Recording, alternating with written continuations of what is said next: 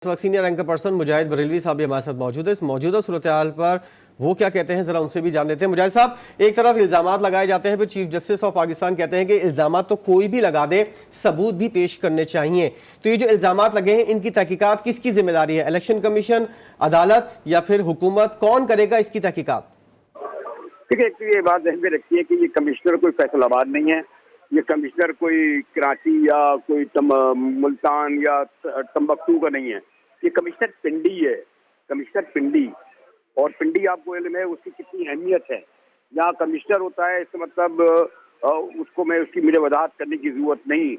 और एक वो उसका एक स्टेटमेंट है और वो ये कहते हैं अहमियत नहीं है। मेरे ख्याल में कि अभी मैं जहाँ तक मुझे इल्म है गालिबन एक कोई किसी साहब ने एक दरख्वास्त दी है जो बहुत नोन नहीं है और जिसकी बुनियाद पर 19 फरवरी को समाप्त कर दी है।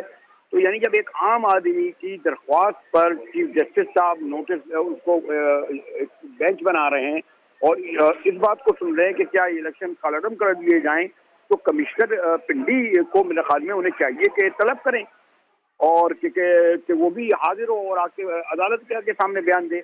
और उससे सबसे बड़ा ये देखना है कि जो बेनिफिशरीज हैं इस सिस्टम के और जो इस इलेक्शन के, उनका क्या मौक़िफ़ है। लेकिन सूरत इतनी आम नहीं है।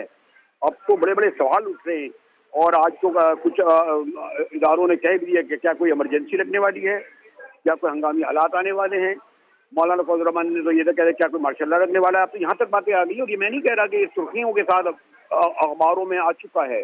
तो इसलिए अगर चीफ जस्टिस साहब का पहले ही कंट्रोवर्शियल बन चुके हैं, आपको याद होगा कि जो बल्ले का निशान था वो चीफ जस्टिस साहब ने फैसला किया था। इलेक्शन कमिश्नर का खाली फैसला नहीं था इलेक्शन कमीशन का, बल्कि इलेक्शन कमीशन के फैसले को जब चैलेंज किया गया तो चीफ जस्टिस काजी फायद ईसा ने एक बहुत ही कंट्रोवर्शियल कहा जाता है कि वो अपना फैसला दिया कि इस पार्टी को बल्ले से महरूम किया गया।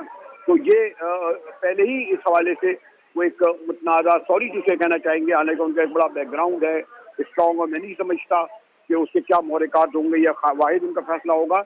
इसलिए अब जो भी डेवलपमेंट पॉलिटिकल हो रही हैं वो बहुत ही, इसलिए मैं तो बहुत ही गार्डेड लफ्ज़ नहीं कहूँगा। शायद कहीं मुल्क दोबारा इलेक्शन की तरफ तो नहीं जा रहा, या खुदा न करे कोई इमरजेंसी की तरफ तो नहीं जा रहा, या कुछ और भी बहुत सारे सवाल। कल इतवार का दिन है वो के, लेकिन जो हंगामा खेज होगा अगला जब शुरू होगी। जी।